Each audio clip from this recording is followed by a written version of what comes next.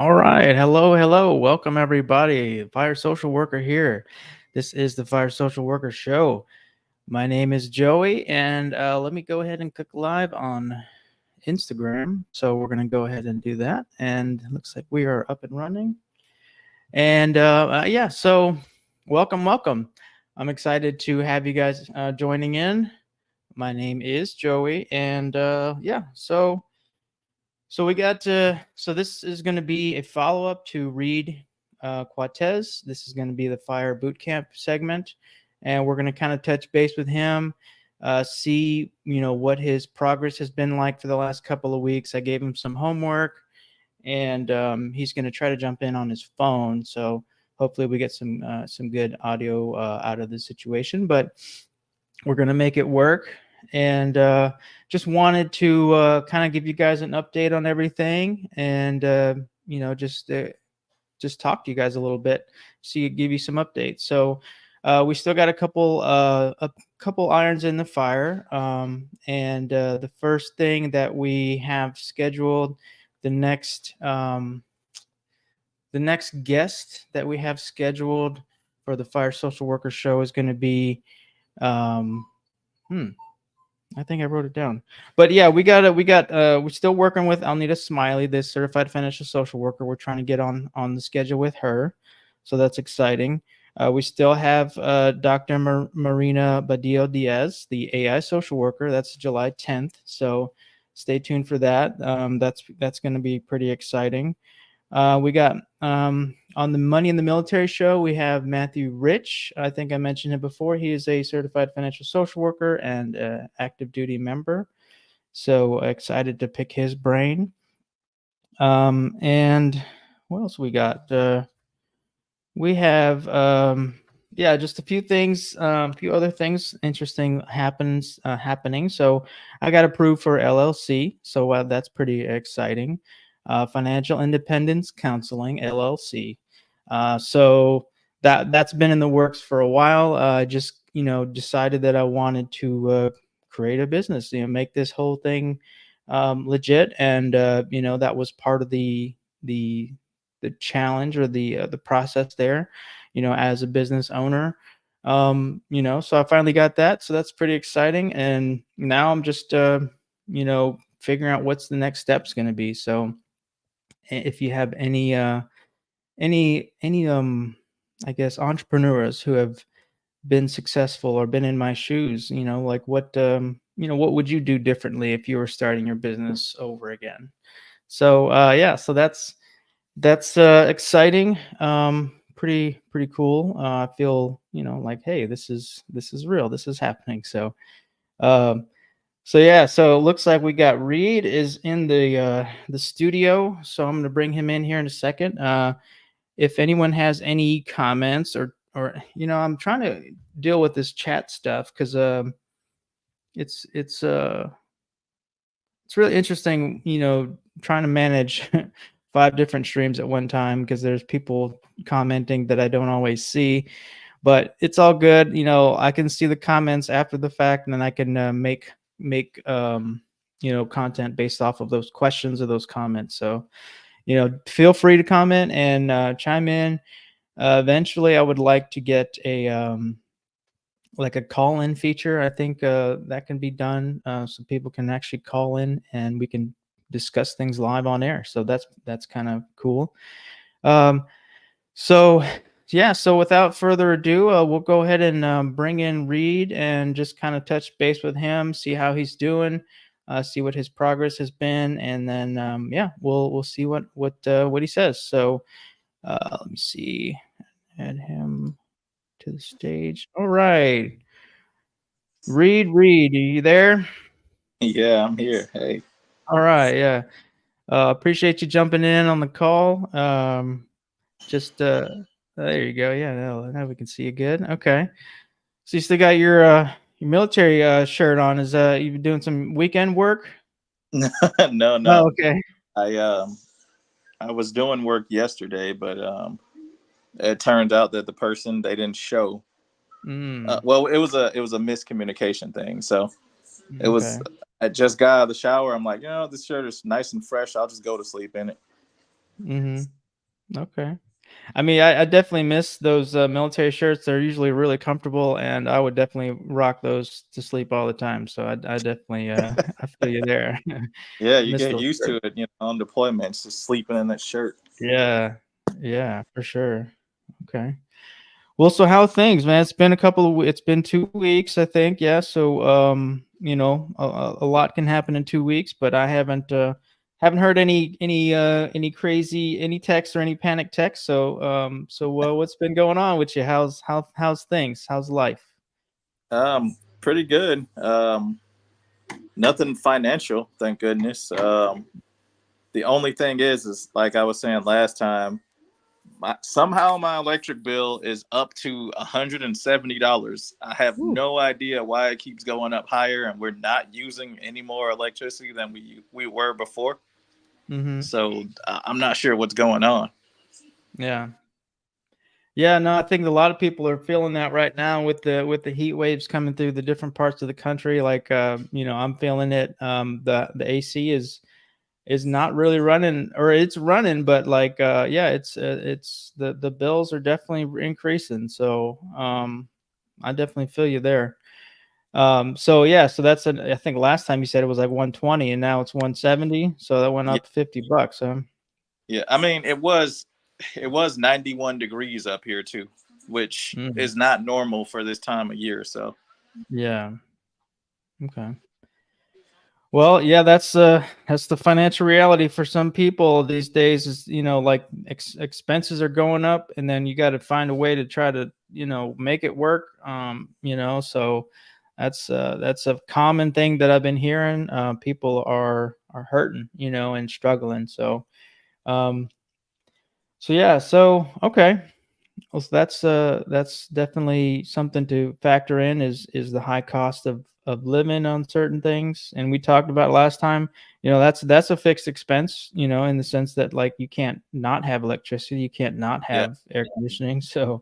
Um, so yeah. All right. So I know. I think we had talked last time about doing a little bit of homework, and I just wanted to touch base and see how you did, or did you actually do it, and what was the experience like for you if you did? So I didn't get to do it only because yesterday was quite a day, Mm-hmm. and I was like, you know what, this guy he didn't show.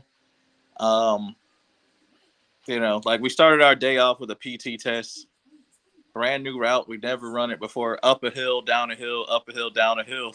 Like Wow. so, we're already drained. So our station commander was like, "Look, after you complete this your task, then just go home."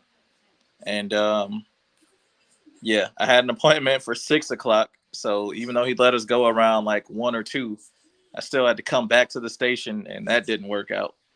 Mm. Um, so I was just like tired after that, and Yeah. I remembered, but I was like, I don't even know how much I have in debts, to be honest, Mm-hmm. except for my wife's car. Like I don't know what my assets are, or things like that, because I Yeah. like we sold the land, so Mm-hmm. we don't have that anymore as an appreciation of anything. No real Right. estate. Yeah. Okay. Well, you did mention you had like 1,600. I mean, we can do a little bit of it right now. You had 1,600 in that savings account that you put in like $20 a month or $20 a week into, right? Oh yeah, yeah. There Yeah. was that one. There's Yeah. another one that I don't have access to that is about $550. Okay. My And then you Acorn, had about that is okay. almost $900. I checked it this morning. Okay. My And then Robinhood, I haven't checked that one in almost a year, but the last time I mm, looked at it was like $250, okay. maybe. Yeah. Yeah, that's all I mean, all that stuff adds up, so it's good that you're having like these little you mentioned it before where you kind of keep money away from yourself, and that's kind of like a little strategy that you use. And then you also said you have about 6K in savings, right? And that's just in like a regular savings account. Yeah, Okay. So that we can just do that real quick, but I mean, just basic assets. We could get a general number of just your liquid assets and, like just a general number for what you got, like maybe liquid or semi-liquid. So that's 9,300 right there. About That's 2,500 liquid is what I saw on the account because we don't really spend money. So yeah. So your checking has around 2,500, you said? yeah, I know Okay. payday was a couple of days ago, but you want to Yeah, yeah. subtract all the stuff that you know you're going to pay for, like the Right. rent's 15, the electric bills, the 160, the gas bill $17. So yeah. Mhm. Okay. Yeah, so the other part, yeah, so we'll have the general assets, and then you probably have like your TSP you mentioned, you put money in that. That would be another asset. Do you have a general idea of um maybe how much you have in your TSP? So the last time I looked at my TSP was about 1,600 bucks. Okay. All right. Any other retirement accounts or like IRAs or anything like that from previous jobs or anything? No, the army was not, it wasn't my first job, but it was definitely the only job that I, have been doing longer than a year. Gotcha. Okay. So yeah, with the TSP amount, like you're definitely sitting at over 10K in assets, which is really good, almost 11,000. Um, I tried to apply for a line increase from Capital One. mhm. Uh, I guess would that be considered liquid or assets or Like you try to increase your credit limit on the card. yeah. Oh yeah, no, that would just be your available credit as part of your credit score. Yeah, so that would still be helpful because it will, the bigger credit amount that you have available, and then if you don't use that much, it's still going to help your credit score. But yeah, that wouldn't necessarily fall into your asset category. Um, so yeah, and then so we have around 10K, a little over 10K in either or. Those are just general assets, so that's a good starting point, for sure. Um, and then your debts. Let's see. You said you had like 3,000 ish on your car loan Yeah. at like 7%. Okay. And then that was like the family car, or your wife's car is another loan too, right? Well, that's it. That's the only one. My Oh, car okay. doesn't a loan. I paid it off in 2020. Right. Okay. So yeah, that's your main debt right now is just the 3,000 car loan. Yes, I need to reach back out to uh, Capital One. Mm-hmm. I mean, not Capital One. Capital One.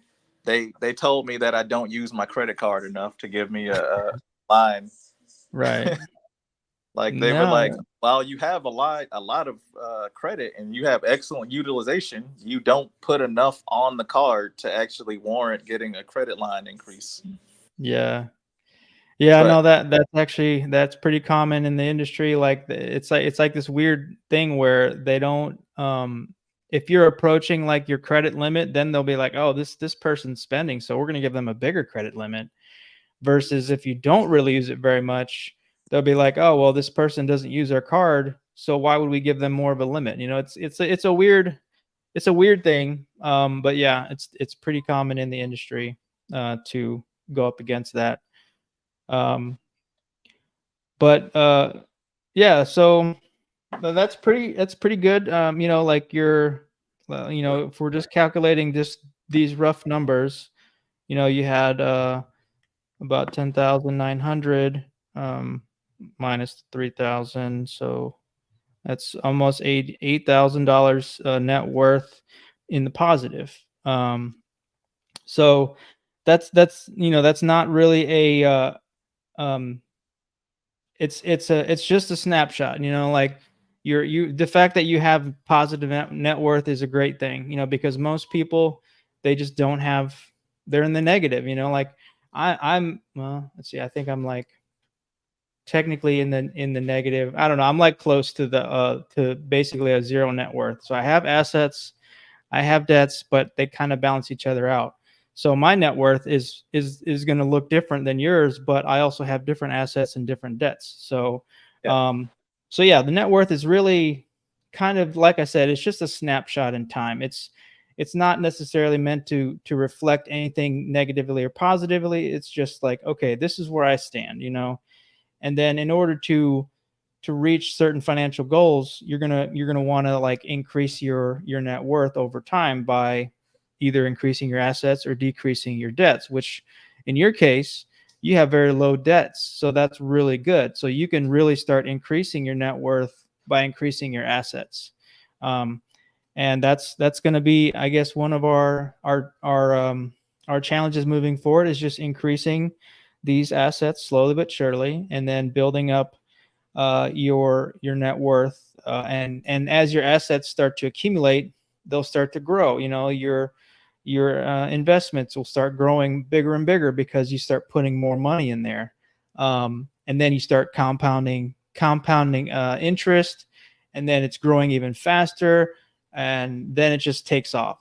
So you're at a good place, um, just because you have low debt numbers, which is really good. Now, Because go I ahead. did get a letter, which I need to check back with the Department of Education, but I remember paying off my student loans with the Department of Education, but I got a letter in the mail saying that, um, that I owe more money. I don't know where that would have came from. Mhm. Because Is before that that, like they a would take my tax return, and they were right? just offset. So we're going to take your tax return towards your student loan payments. Yeah. But then ahead and during COVID, I just paid it all off. So Yeah. So yeah, I'd be curious to learn more. So that's like it's like a legit letter from DOE, the Department of Education. yeah, and I was Okay. confused because I was like, this has never happened before. So Mhm. because I Yeah. remember the lady warning me when I called her to say, hey, I want to pay all of my balance, and she told me what it was, which was like 20,000 at the time. Um, and I remember like saying, "Yeah, I have the money. I'm going to pay it off now." And she said she was like warning me practically. She was like, if you pay your student loans off, your credit score is going to drop." And I was like, "Yeah, I don't care though, because I'm tired of dealing with this student loan." Wow. So they were trying to basically convince you to keep paying your student loans, which is going to make them money because you're going to be paying interest, so that it doesn't hurt your credit score. Wow. That's pretty bad. Oh man. Yeah, don't pay off your debts cuz it's going to affect your credit. Like that's horrible logic. But yeah, anyways, that's a whole nother can of worms. So yeah, I'll have to do some research on this, the Department of Education letter, because I'm curious, what is the implication there? You paid off your debts. What more do they want from you? So Yeah, they've been yeah. for like the last couple of years. They've been sending me the odd letter, Hmm. saying like, "Hey, you may have overpaid on a student loan. Tell us and we'll send you your check." And I'm like, what are y'all talking about? And just in December, I got a $2,400 check. Oh, So I didn't know okay. why they mailed it to me at all. And then I get this letter today saying, "Hey, your student loan servicer is this." And I'm like, I haven't even been able to use FAFSA in like 15 years, so I don't even know what's going on. Mm, So I should yeah. probably run my credit with free annual credit report just to see if maybe my identity had been compromised. Because I know back in 2017, the Army sent me a letter in the mail saying uh, the Office of Personnel Management has been hacked and your Mm, personal information has been compromised. ooh. Yeah. Well, I mean, if somebody's actually taking out student loans in your name, that would be a tall order to pull off. So I wouldn't worry about the student loans in your name. But I mean, I guess it is possible. You know, people get pretty creative with identity theft. Um, so yeah, definitely, I would recommend you pulling your credit, checking for any new accounts. Uh, a lot of credit cards nowadays have these free credit monitoring tools, and it's pretty basic, but like it'll alert you if like a new credit has a line has been opened on your in your name. So Hmm. you might want to look into your credit card or your bank. Sometimes the banks do them too. um but yeah, like that's it. You know, it's just like a free service. You can just turn it on your phone, and then they'll just get send you emails like, oh, we detected that your credit score went up or went down, or a new credit line was, so it's just an awareness tool that I would definitely encourage you to, especially since that OPM brief that you mentioned, or breach. Yeah. You want, yeah, you definitely want to keep a tab on your credit like that too. So we'll add that to your homework list to look into some kind of free credit monitoring software. All right. So we got kind of a snapshot of your financial picture. We in the first session we did talk about some of your goals, financial goals that you kind of like long term want to achieve. You mentioned the homesteading and the 3-year retirement window. So since that last session, have you thought about, I guess, have you thought anything about any more about, your retirement plans or your transition plan or anything like that since we talked? Um, Not really. The plan, because I don't. It changes like every week. So depending on where the army will send me, Right. is what I'll end up doing. Like if the army sends me to Alaska, then I'll go. I'll retire there. If they Mm-hmm. send me to Virginia to be an instructor, then I'll retire out of there. So it's all pretty much like what is just going to be best for me and the family. Right Yeah. now, we don't know because we would like to go to Alaska, but Mm-hmm. we also don't know if we'll even like it. That's why we would like the army to send us there, and if you know There. Yeah, it's a if good they plan. like it, If it then doesn't work we'll out, then you can always go buy. back somewhere else. Yeah, Yeah. Okay, well, I guess the concrete 3-year plan is kind of like you said, it's still up in the air, but in general, we do have I feel like I want to push for a financial target to start saving for in this 3-year period of time. So, um, even if it's just a separate, like we'll start with like a 10K number, like just having a literal transition fund that's 10,000, because you're going to be, when you leave the service, the military branches, they try to do their best to take care of you in the transition whenever you're leaving the service. That, they'll pay for certain things, relocation allowances and all these different things, but ultimately you need cash. I mean, yeah, I lived it. You're gonna need cash, just for all the incidentals, the moving, the having to buy things, having to transport vehicles, transport animals, whatever it is. Like there's just so many incidental costs that having a specific fund for for your transition, I think is going to be huge for you. So we got let's see, we got different accounts, and it really doesn't matter unnecessarily. Like I think you mentioned one account has 7%. Um, yeah, so that's a great number to start with. So we could start putting money into that account a little bit more aggressively, and that could be your transition fund, which is I think 1,600. You said, yeah. give or take. Which would be Yeah, nice if that was the transition yeah, fund. yeah. So let's just do the quick example of $10,000 divided by 3 years. So that's $3,333. Divide that by 12. So that's $277 a month. That will get you that $10,000, like that specific amount. Now, granted, it's probably gonna be a little bit less because you'll be making interest. So we'll just say a nice round 250. Um, Okay.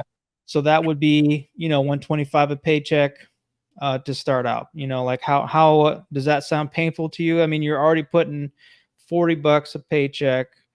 um how comfortable do you feel moving that up to, we could start with 100, but if the math is saying that 250 is the number you need, then that's just math, like that's Yeah. the plan that you would need to take in order to get that $10,000 um bucket at 3 years. Um so how comfortable do you feel about putting 250 a month towards that transition fund? Uh, it wouldn't be bad.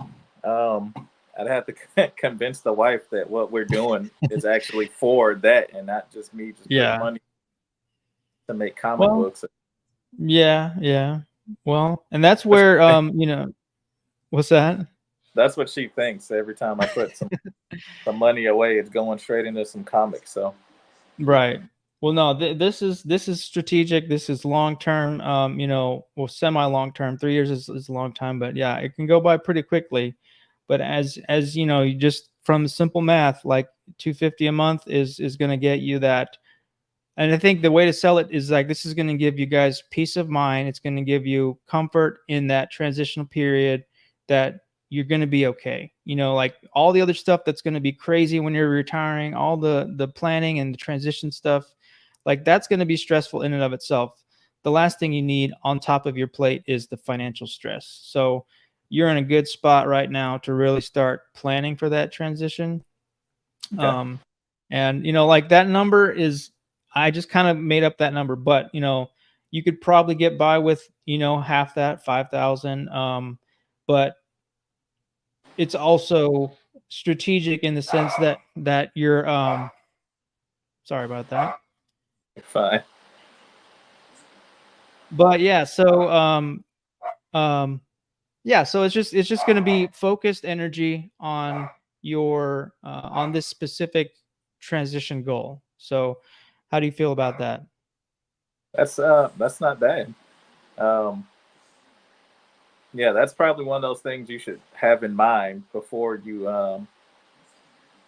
like I know we're all bad at planning in the army, even though we're supposed to, be planners and everything. But you always say, I'm gonna retire at this time, but no one ever thinks at year 10 or something, maybe I should be putting away like $300 a month just to be safe. I just kind of relied on, I'm gonna retire. And that was it. I didn't really give it any more thought besides that. So Well, and that's part of the reason why, I think it's important to really strategize your finances. Like, when you have like a longer runway, you can save less and less the longer your runway is, but you still need to have that concrete goal and that number in mind to start working towards. So speaking of retirement and your military retirement, have you done, is there any like calculators that you've run on how much you anticipate? Like you can probably do the math, but like, do you know generally how much you're going to make in retirement? yes. Okay. What's a good number that you've had so far that you've come up with? So it how it works in the army based on the old system, it was called the high three. I'm still Yeah. under the system, but they do a new one now called the blended retirement system. Mm-hmm. I could have switched to that one, but what I ended up doing was I stayed with the high three because it just makes more sense to me in the long run to Yeah. keep all of my money instead of having to do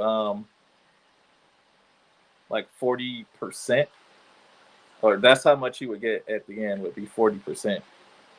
Yeah. So so basically whatever your highest rank is for 3 years, then you would get half of that half of that base pay. Okay. Do you So have that half general number? right now my base pay is about 4,400. Okay. So I would get 2,200 a month if I was to go 20. Well, I mean, assuming now, like if I was to get out now, Mm-hmm. half of my base pay is that 2,200. So, but I'm sure it Okay. would probably about 26 or 27 by the time I was like out, like at 20 years. So if I stayed this same rank, now if I made E7, then I'd probably be making 3,000 as half of my base pay. Okay. So that's part of your retirement planning number two, right? So that's what you're going to be basing your post military service like budget around, right? Yeah. Okay. So with that number, I mean, so I guess I mean, we talked about it a little bit, but like your plans after retirement, like that's something that a lot of people struggle with post military service, because like you're trying to paint a financial picture for yourself, and this 2200 is gonna pay for certain bills and cover certain things, but then you're still gonna have regular expenses, right? Um, so what kind of plans have you considered in making enough money to fund your lifestyle post military service? Um, I recently just discovered that maybe I would like to be a social worker when I got out. Okay. Um, and so I was looking into that career field. And it was only because I just have a desire to go back to college again. And I was looking into just potential careers. Like I always try to choose something that I'm not good at to try to do next. And I was looking into counseling, and I looked at the Department of Labor statistics. It said a 32% job growth um, between 2022 and 2032. They're saying because they predict that people are only going to get more stressed out as time goes on. So there's going to be a greater need for mental health counselors um, going forward. Yeah, as a social worker, I do feel like I have pretty good job security for the future. Just because, like you said, the industry is growing. Mental health field is growing. It's becoming more accessible, but it's also a need. So, I would love to have you as a social work peer. I think you'd be great. So, that's something that you could actually start the process now. Is working on getting the required classes to apply, because I actually know a retired veteran that started his social work program like before he retired, and then he was like basically 1 year out from retirement. He started like a 2-year program, and then he did one more year after retirement, and then he's going to be a social worker in December. Um, Uh, so yeah, so this definitely, I've actually met a few veteran social workers, and this is it would be, and I mean you could really also work at the VA. You could work at different veteran groups. Man, there's a lot of opportunities for you in the mental health world. So we'd be See, glad to have you.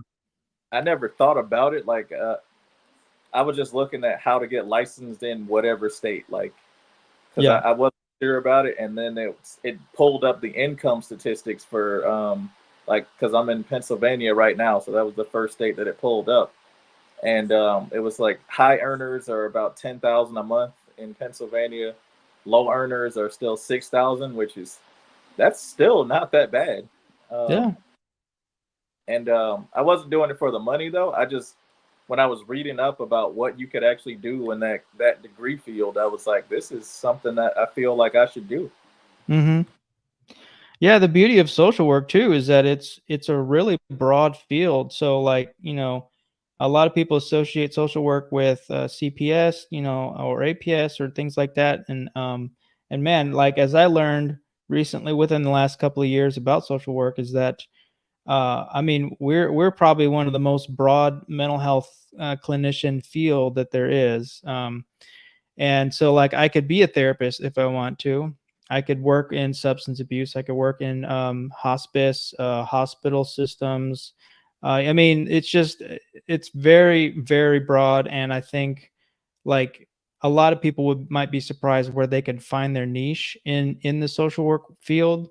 Um, and it's just going to keep growing. So, yeah, I mean, if that's something that you would want to transition to whenever you retire, yeah, I'm gonna push you to get the ball rolling before you retire, because honestly, you could probably do some classes, like, over the next couple of years, get some classes under your belt, and then whenever you retire, you can go like full time program. So Okay. yeah, that's awesome, man. I wasn't expecting that, but that's cool. Um, Yeah, it just kind of and then came to. I was yeah, because I was looking into like Liberty University, and they had hmm a program called interdisciplinary studies. And because I'm indecisive, that just seems like a degree field that works for me, hmm because you can pretty much custom make your degree plan.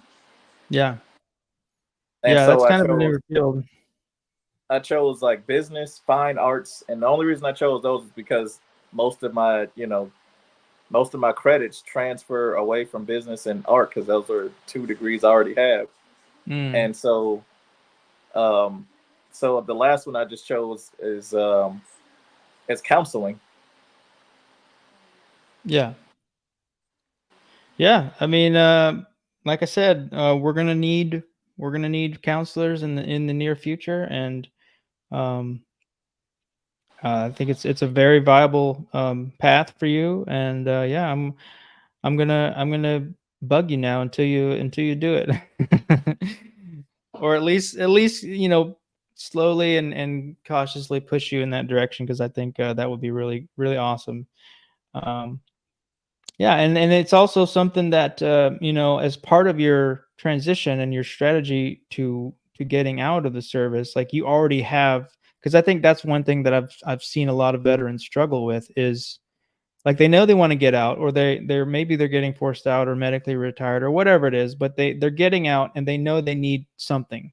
And a lot of times people are waiting until they're in TAPS and in the transition program to really start thinking about what is going to be my next step. Mhm.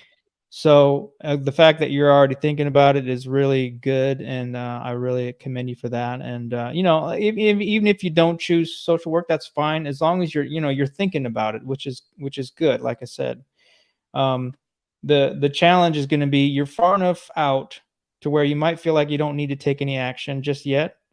But I would encourage you to get the ball rolling, at least get the momentum going, because it's going to take some time to kind of build that momentum. Yeah, I mean, You can do from it. what I had saw about doing like trying to get your counseling degrees online, you still have to do mandatory time. Like you still have to intern. I don't know how long it would. I don't know if it's based on every state, but like you have to do your clinical time, and you've got to sit under people and actually get a lot of training before you can just go out there and say, "Hey, I can tell you, what you need to do." Yeah, it's a process, that's for sure. And then just recently, the National Association of Social Work has been working on an interstate compact licensing situation, where it used to, like, as it stands now, is that you have to get licensed in each and every state, and they have their own state licensing board, and you can only practice in that state. But just like with nurses and doctors, I think, and some therapists, like they can go and practice in different states, as long as, like, they're part of this interstate compact. So I think it's like up to like 21 states now have approved this interstate compact for social work. So I think it's going to be huge in allowing social workers to remotely be counselors and be social workers over state lines, because right now, like, I'm only licensed in Tennessee and Mississippi, and I had to work really hard to get Tennessee, because I was originally licensed in Mississippi, and then I had to apply for licensure in Tennessee. So it's a whole process, and I think when they iron this whole thing out, it's gonna change the game in a good way, for a lot of social workers out there. So that by the time you're a social worker, it's all going to be ironed out, and you won't even have to worry about this stuff.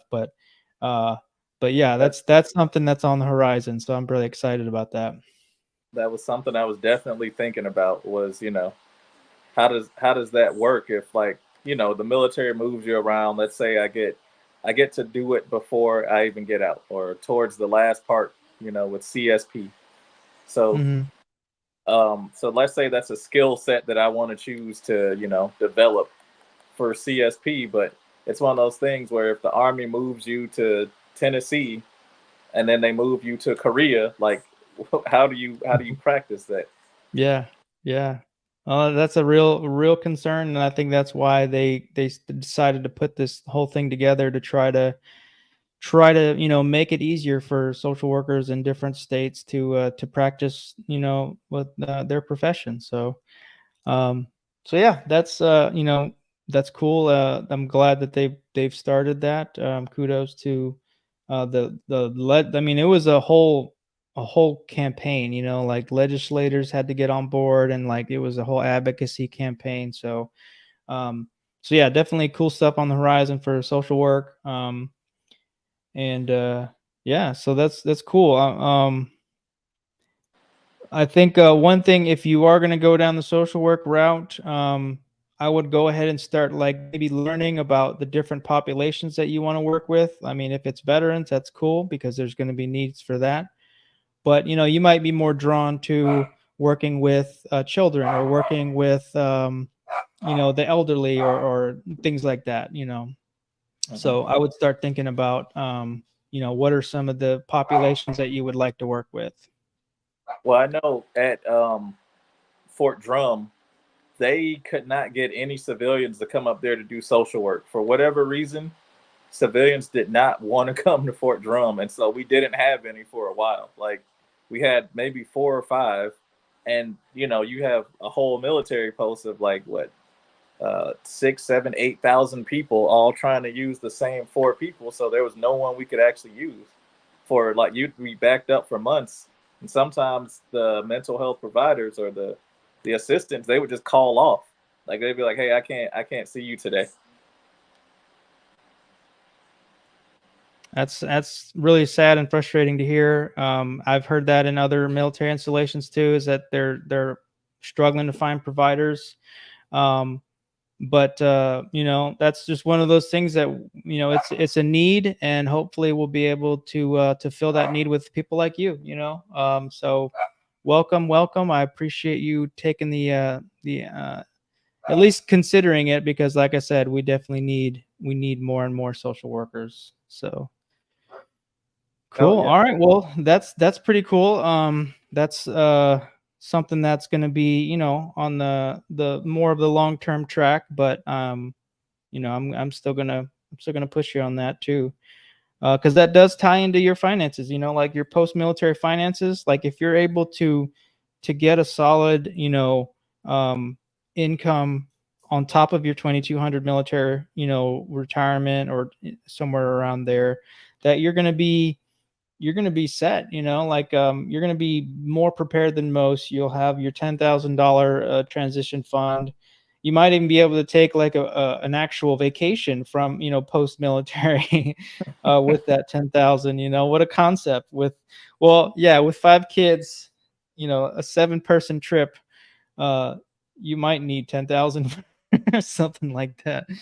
But Well, that's still something that's achievable for sure.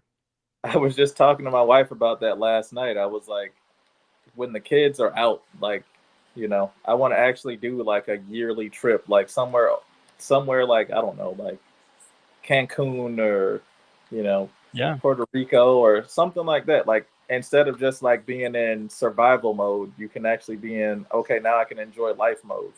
Yeah. And that's honestly financial independence to me, is having that flexibility, having the funds available, and the time for one, but like having full access to that, that possibility. It requires a certain amount of funds. So if you have enough of a nest egg, or enough of a savings account or travel fund or whatever it is, then you can go and do those things without any guilty feelings or shame or anything like that, because you've literally saved up for that specific expense. So it's like you're putting it on a credit card and you're going to pay it down like over the next few months. Like, no, you have the cash, and that's huge. And that's where I would definitely try to push you towards is having a cash fund, having a job ready to go. Um, you don't have you don't have very little debt. You'll pay that off in no time. And then honestly, that $3,000 payment, I'm curious, like how much is that monthly? That car payment? Um, so right now I have it at 185 Okay. every 2 weeks. Every 2 weeks. Okay. So yeah, Yeah, you'll be try to. paying that off pretty soon, or in the next, you could probably prioritize that, knock that out, and then put that 185 to every 2 weeks to your savings and investments. So that's kind of like the debt snowball. I don't know if you've heard of the Dave Ramsey method, Oh but yeah, that's yeah, how we. yeah. So My first car was okay. I was paying $500 a month for that, and then once I was doing that, like once I knocked down the car payment, I was like, okay, what else can we hit? And so I was calling Hmm. every collection agency Yeah. that that I had owed from when I was in college, and I started calling them like, hey, um, how much will y'all take to get this off my credit? Hmm. And they were like, Yeah. oh, since it's so old, it'd be like $30 or you know like Yeah. $7 or like I think the Right. lowest one I had was like $21, and they would call it good. Wow. Yeah, and that's a great thing that like you went and you took care of it, after the fact, but like you settled your debts, which is helpful for your credit score. So that's a really cool thing that you did, and I'm glad you did that. And it shows too, like even if you're in collections, like because it's unsecured debt, they will work with you. They'll take like you said, 21 bucks. They'll take, anything almost, just to, because they know they're not going to get anything else. If you declare bankruptcy, they're not going to get anything. Yeah.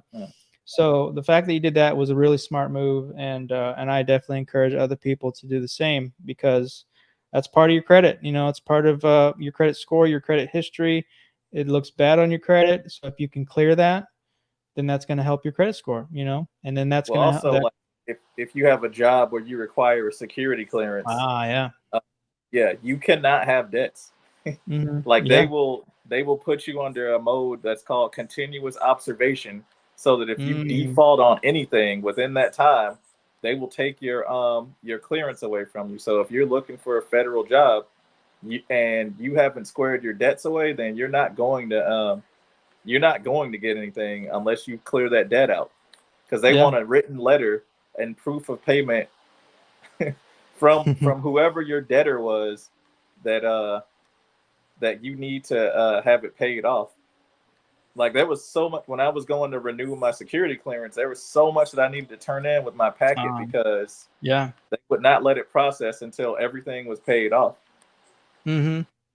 Like they don't Yeah. just say, "Oh, I have a payment plan with Sally Mae or whatever." They're like, "No, Mm. we need to see continuous proof that you were paying it or you paid it off." Yeah. Yeah. They don't mess around with that clearance stuff.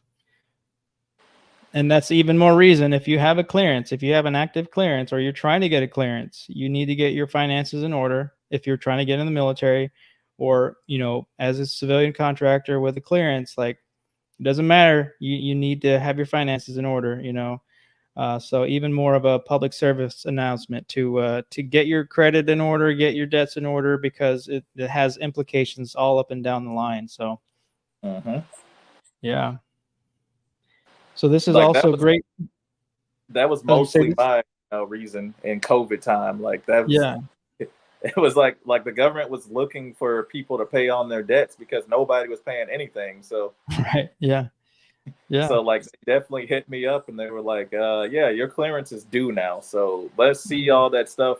Let's see proof that you've been paying on your stuff. So luckily I Yeah. was, because Yeah. I used to use this place called Parkview Legal, and they would write letters on my behalf to close out my debts, because some of my debts had like the wrong name on there, or my name was Oh. spelled wrong when I was in college. Mm. And Mhm. so they'd be Mhm. like, you can't hold this against my client because my client, that's not his name. Right. Oh my gosh. The fact that you even had to do that says is just so sad. But yeah, that's I mean, that's also really interesting. I'm curious, like whenever you're got some new recruits from, when you're recruiting new people and they're trying to get a job with the security clearance, um do you do anything with their finances? Do you kind of like do a deep dive, or how does that work with like new recruits getting a clearance? So the black suits handle that. I don't know if you remember when you were in basic, um, that you had like guys in black suits. They show up with shades on and they ask you, "Hey, tell me about this Sprint bill that you didn't pay, or how do you owe this $300 on this phone bill or whatever." And then you got to sit there and tell them, "Oh yeah, I just didn't have the money to pay it." They make the determination after, based on all the answers that you give them when they have that private meeting with you. So for me, I didn't have a security clearance. Um, like they just did not finish my investigation at all. So I didn't actually get one until uh, literally like 2019. I thought I had one, but they never finished my investigation. So even the army thought I had one too, but I didn't. So I Yeah. was in a unit that needed to have a security clearance. So all they did was write me a memo saying, it was necessary for the mission that I actually had a clearance, but there was still no there was still nothing founded there. But Hmm. yeah, we don't do deep dives when someone's joining the army. We let the government handle that, and they sign a consent saying that they will let the government check their credit for fair credit reporting and stuff. So Okay. Yeah, I was just curious if from the recruiting side, is that I guess that would be too much work on you guys' part and too much red tape to try to get somebody's clearance wrapped up before they even get in. So yeah, I know that's a process, but I was just curious. yeah, we don't do. I know they did it for me when I was coming in, but that was, yeah, I already had known, like, hey, I don't have a security clearance. I'm definitely not going to qualify because I have student loan debts at that point. So I was like, I Hmm. knew I'm not going to get the jobs I want. So let me just let me just do the jobs they offer me. Right. Well, oh man. Well, we definitely covered a lot of ground. So how do you feel about your $250 challenge of your savings challenge for your transition fund? It's always easier to split it. Um, so that 250, I can always justify putting 175 and 175 away instead of, like if my wife Well, saw that would be something. – 350. That's just 125. Oh, okay. Well, then, yeah, 125 then. See, Hey, it's but if not you bad. want to go 350, you go for it, man. If you're feeling froggy, that'll get you there even faster, or it'll get you an even bigger a bigger lump sum by the end. But yeah. Yeah, 125. We'll start with that and then see how you feel about it. And what else was there? Yeah, I would definitely encourage you to kind of start tracking your just regular expenses. I don't know how you've been doing it in the past, but you know, um it's just a simple exercise that like, just I have like a little notebook that I use to just write down things. You can use an Excel spreadsheet or anything like that, but just you can try it for like a week or a couple of days and just kind of get a feel for it, because it's really an exercise to kind of get you into a mindful state with your spending. Not to say that you're not mindful, but it helps kind of increase your mindfulness. And then it makes you start to think about some of your purchases and your expenses, and um, maybe think differently about some of your purchases and expenses. But Oh, so definitely. yeah, if you can do that for the next week or so, and then we'll touch base, and just see how it feels. And I'm going to also challenge you to. You said 185 for every 2 weeks for your car payment. I'm going to challenge you to push it up to 200, and just a nice round 200, make it a $400 car payment, and then that'll basically you'll pay that down in 7 months, 7-ish months. So after 7 months, you can then put $400 towards your savings and investments and things like that. So Okay. yeah, so I'll challenge you with the 250 savings and the $200 every 2 week car payment. Yeah, I'm just Uh, thing I'm worried about is lifestyle creep. I know sure. everybody always says, I'm not going to spend that amount of money, and then they end up Mhm. like when you realize you don't have as much debt, you start to creep a little bit higher, Yeah, even yeah, subconsciously. So yeah. that's the No, only thing. it's a yeah, it's a huge psychological thing. You know, lifestyle creep is just everywhere. So that's why doing it automatically and doing it like before it touches your paycheck is huge. You know, because out of sight, out of mind, like you said before, you like to kind of keep money away from yourself because you know that you might have some tendencies to spend in those like those you said that you were like a spender sometimes and then you would be a saver and you're kind of Mhm. on this like roller coaster. So yeah, I would definitely encourage you to keep that practice going because out of sight out of mind is going to be really helpful for you. Oh yeah, definitely. All right, well, I think we covered a lot of ground. I need to, I guess, give some attention to my dog because he's needing some attention. But but man, I really appreciate you taking the time, going into the deep dive, and giving me some of this information. I'm gonna kind of mess around with it, and then yeah, just keep me updated if you wanted to. I was thinking about maybe even tagging you on some posts on the Fire Social Worker page, and we can kind of engage on the page if you want. But Oh um, sweet. yeah, so that way we can, people can follow along and I can ask you questions and give you a hard time sometimes, but all in good fun, all in good fun. But do you have any pressing questions for me or any last minute things or thoughts? Um, I guess my thing would just be hopefully somebody can take something from this where they can learn, like especially the piece about the security clearance part, because Yeah. that's not something that you're told by anybody. Like a lot of people, we call it badge protecting in the army, where you go to a school and you don't want somebody else to go to that same school to get it just like you.